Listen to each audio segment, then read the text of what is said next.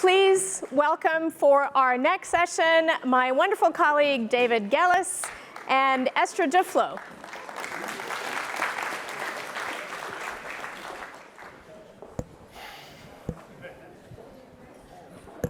All right. Thank you, Samini and Vice President Gore. Thanks to everyone in the audience. We'll give people just a few seconds to settle down. I know there's a lot of energy in there in the room. Thank you all. My name is David Gellis. I'm a climate correspondent here at the New York Times, part of the growing team that is covering climate, its impacts, the energy transition, and more here for the paper. And I'm privileged to be sitting here with Esther Duflo, professor of economics at the Massachusetts Institute of Technology, founder of the J. Powell Poverty Alleviation Lab, and of course the 2019 laureate of the Nobel Prize in Economics. Esther, thank you so much for having us. Thank you so much. Thank you. We just heard from Vice President Gore a great overview of sort of where we are in the narrative of starting to address the climate crisis in earnest. But it seems poignant to be having this conversation really focused on the inequitable effects of climate change this week, or perhaps any week, because it strikes me that no matter where we are in the calendar year these days, there are climate disasters that are having disproportionate impacts wherever you look, whether it is in the global south or here in the United States, where marginalized communities often bear the brunt of climate change. And so, Esther, given your work in looking for innovative ways to alleviate poverty, and with this focus on climate now, can you help us understand just that central point, the degree to which the effects of climate are simply not evenly distributed these days? Yes, unfortunately, that makes the climate change the political problems from hell, because even though most of the responsibility for climate change lies in the developed world today, not just historically. Historically is one thing, but it is still the case today.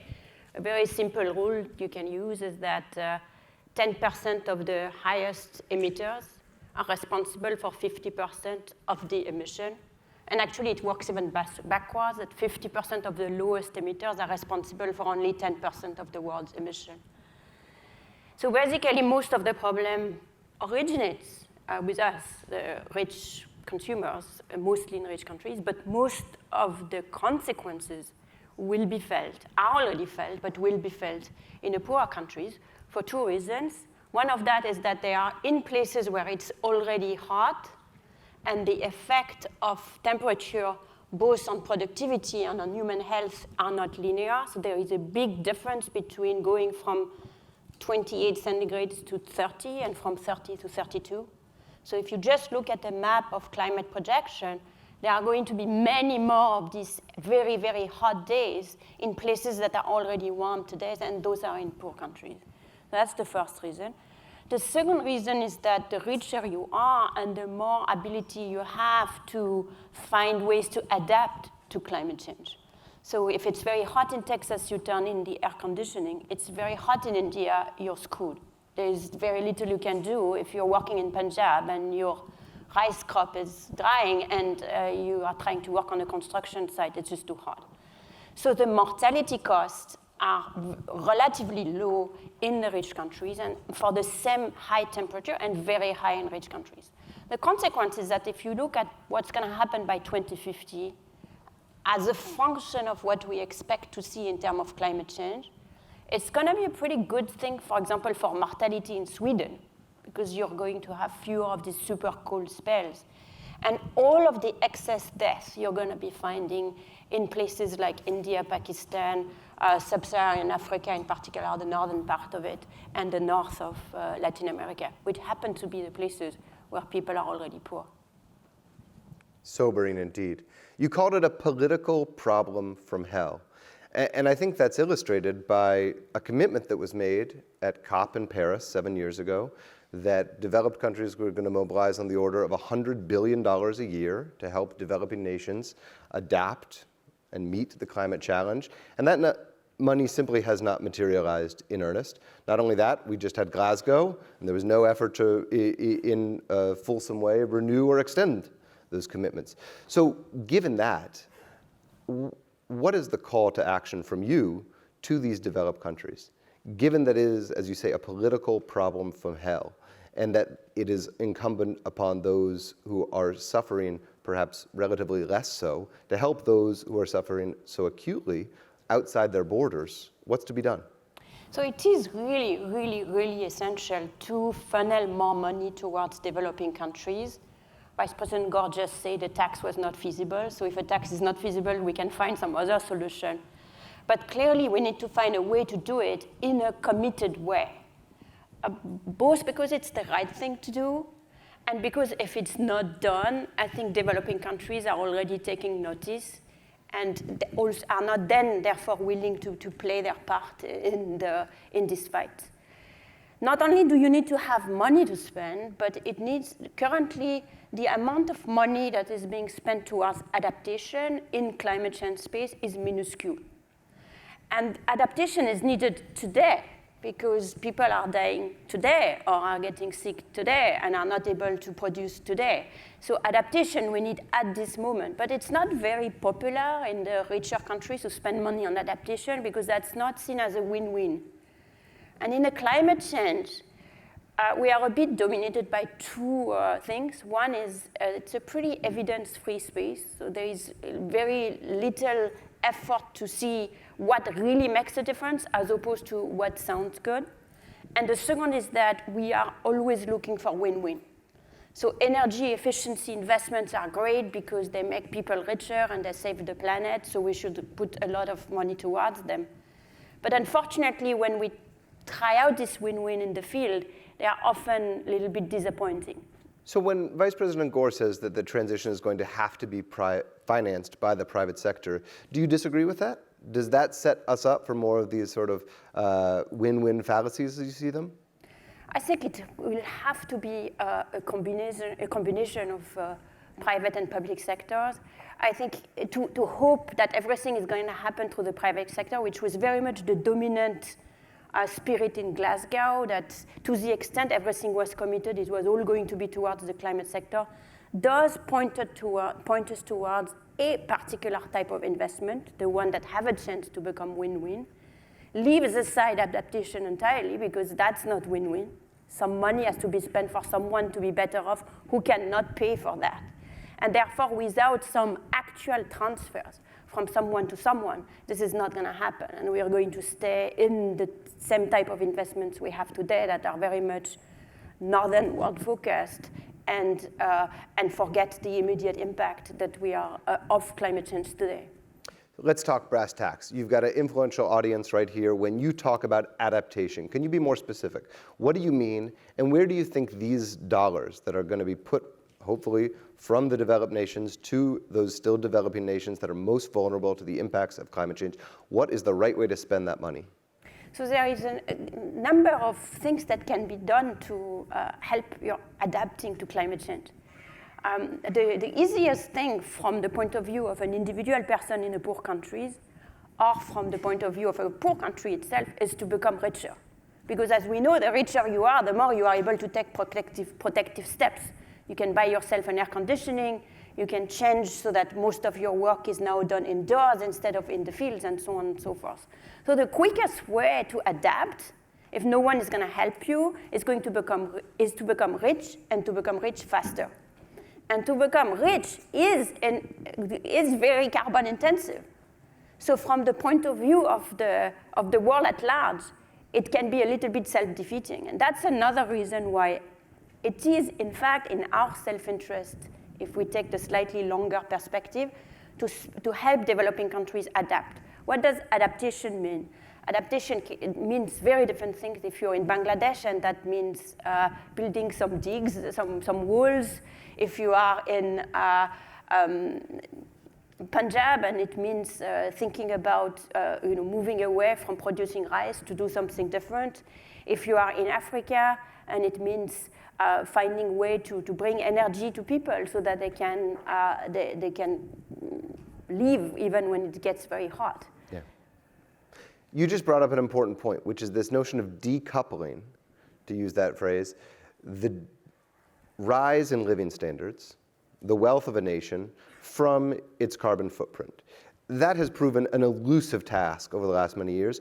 Do you see any hope to being able to do that, to help developing nations rise their standards of living, use and produce more energy, which I think we can all agree is basically a necessity for the flourishing of human life, without adding more and more greenhouse gases to the atmosphere, which, as you said, is this self-defeating cycle?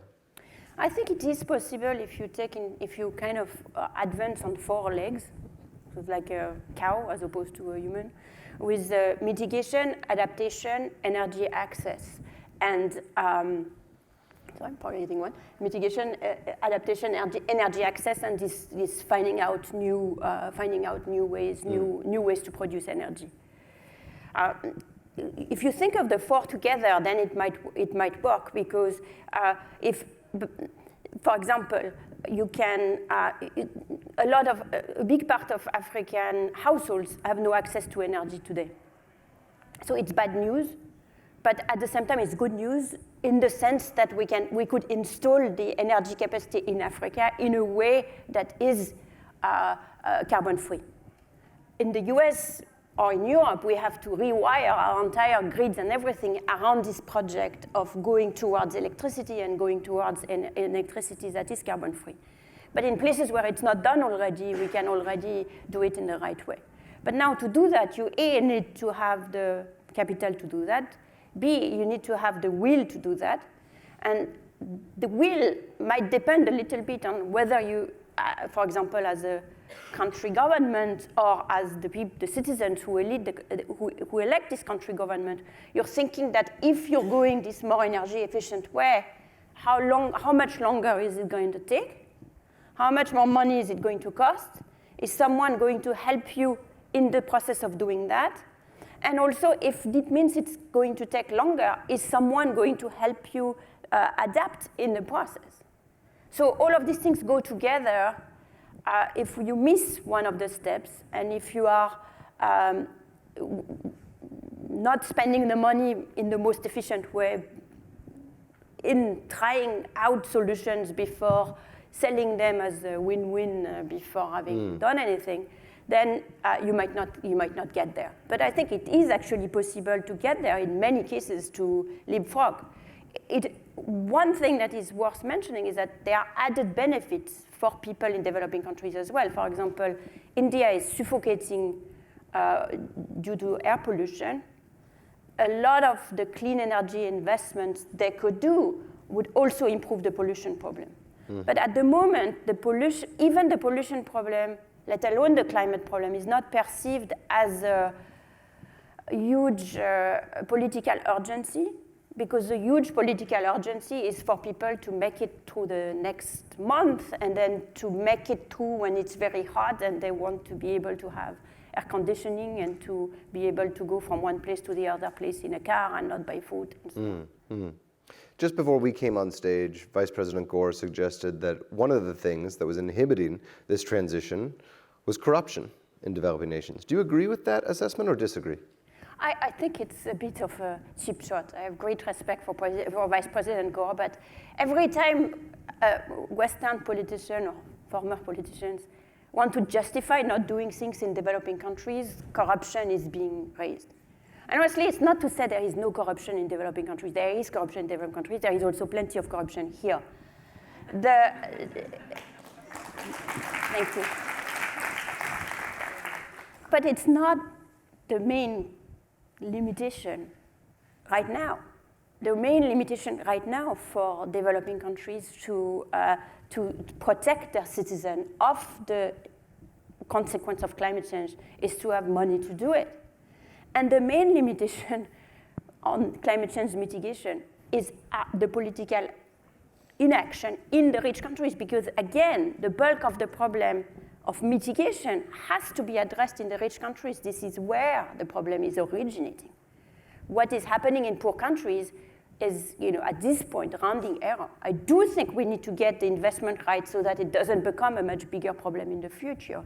But to say that this is because of corruption that it doesn't happen seems to not be right. I think it doesn't happen because we don't have the political will to do anything for anything that is a little bit far away from our borders. Yeah. I wonder if you could help us contextualize the enormity of the task at hand, but also give us some hope. Because in your work in studying poverty alleviation, I have to believe there are instances where societies at large have made successful interventions to address this very issue. And in doing so, they would have had to think long term, to put perhaps the longer term interests of the many ahead of the short term interests of the few. Are there examples you can point to that might be instructive as we as a globe start thinking about how we will in earnest make this transition? So what is true is that little by little we are learning things we are getting. I don't think there is going to be, or I can point towards one silver bullet that is going to solve the problem of climate change, or even to point towards a silver bullet that is of great political action at the level of a country or the world. But what I can point towards too is many actions that actually are impactful and effective. And those are actions you find in developing countries. For example, payment to encourage people to conserve their forests. So one of the big wealth that we have at the world level is forests that exist today, is already planted in developing countries. Payment for conservation of the forest, for encouraging people to keep the trees they have on their properties, have been demonstrated in randomized control trial to be extremely effective at getting people to keep their tree. And it's something, someone could say, well, it's not one tree at a time that will save the planet, but it is something. It's also something that brings money in the hands of people and helps. Other examples from developed countries is being encouraged, for example, to consume less energy by finding out what your most efficient neighbors do. That's an intervention which is almost free and kind of encourage collective action at a local level. That's very effective. And what's interesting is that that's effective even after you stop sending letters to people. So you receive letter for some time, you consume a little less energy, and then you stop getting the letter and you do continue to spend less energy. And the reason why I'm mentioning that is that that's one example that shows that our energy output as an individual level is in large part a matter of habit. The carbon footprint of a European is considerably lower than the carbon footprint of an American. And it is not due to the moral superiority of Europeans, I don't think. Also it doesn't look like Europeans are that much unhappier with their slightly more sober or a lot more sober behavior. It's just a matter of getting used to things. We are creatures of habits. And therefore, if we can kickstart habit, we can actually naturally launching into that direction. So in one way, I'm less optimistic than Al Gore in the sense that I believe less in the technological miracle that is in our doorstep. I very much wish we find it, but I think it's still a little bit up in the air. But I'm perhaps more optimistic than many because I think we'll need to rely on behavior change. But I actually think it might not be that difficult. It might not be, once we get used in the US to not be freezing in the summer and too hot in the winter, we'll find that it's actually quite comfortable. And in the same way, I think in developing countries, in the same way that some of the physical infrastructure is not set up, and therefore we are at freedom to get the right one from the get-go if we are investing the right thing. Some of their consumption habits are also not set up.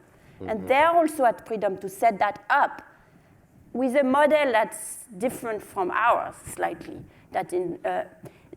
We are less likely to get there if they see this as kind of revenge, to consume like we do, as a revenge for the damage that our forefathers and now us are doing to the planet.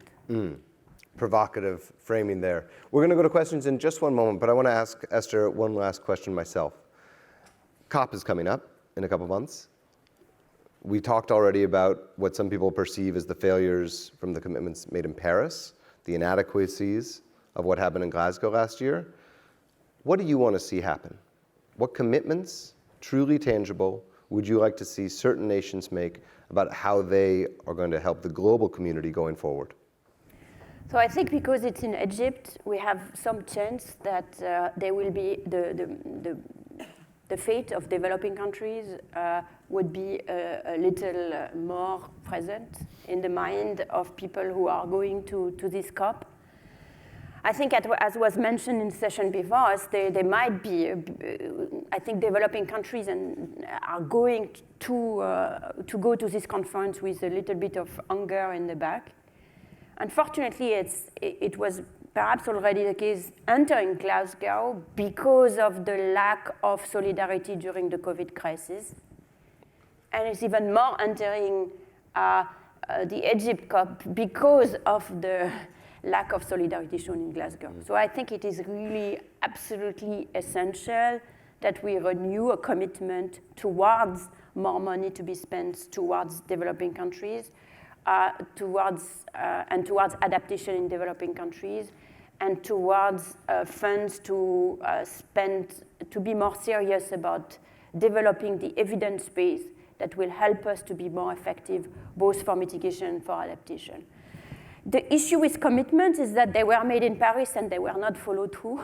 So I don't know how we commit our commitments, but this is what we need to try and do.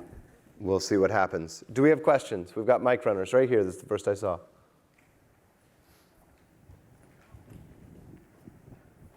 Please introduce yourself in a brief question. Hi, my name is Zoya Tierstein. I'm a reporter for Grist. I don't know if reporters are allowed to ask questions, but here I am. So there's this assumption, I think, that because the US passed its climate law, the IRA, which reduces emissions around 40% by the end of this decade, that other countries will follow suit. And I'm wondering if you think that's true, especially in developing countries. Will other countries follow suit, and why or why not? I've made a long and productive career not making predictions, so I'm going to stick to that. But I have one more. This gives me the opportunity to say one more thing, one thing that would be very powerful that could happen in the next COP. I don't think it is really, it might happen, but it would be nice if it happened. I would love to see it happen, is agreeing on a much higher number for the social cost of carbon that is currently used. So there, the reason why it's teed up by your question is that the US somehow is the driving force in the social cost of carbon. Whatever the US does then gets translated, at least in European countries, and then the social cost of carbon percolates. Whatever is the social cost of carbon, it percolates into everything via what is accepted as project, what is funded, and so what is allowed, what is not allowed, etc. So in that sense, there is a pretty natural, under the radar diffusion of what's happening in the US. But the way it's calculated in the US takes into account the US. And in particular, it doesn't take into account the cost. The human costs are not taken into account. And the human cost, and the costs, including the human cost, in the rest of the world are not taken into account.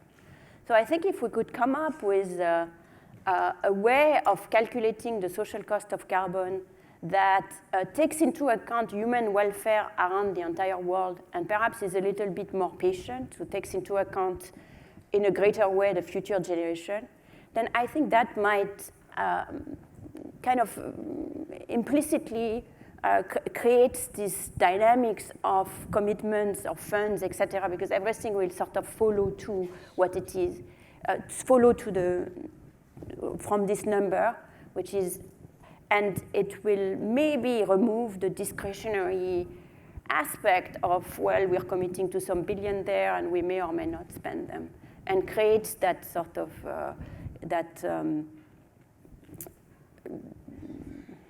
snowballing effect that the IRA may or may not have. Well, thank you, and thank you for the question. I mean, I think especially as we head towards COP in just 2 months, the question of whether the US's newfound leadership, you could found, revived leadership perhaps on climate, will start to move the needle on some of these issues, like can we start committing more funds to the nations that need it most, is going to be one of the questions and storylines we're all going to be watching. Our time is up. Esther, thank you very much. Enjoy the rest of the day.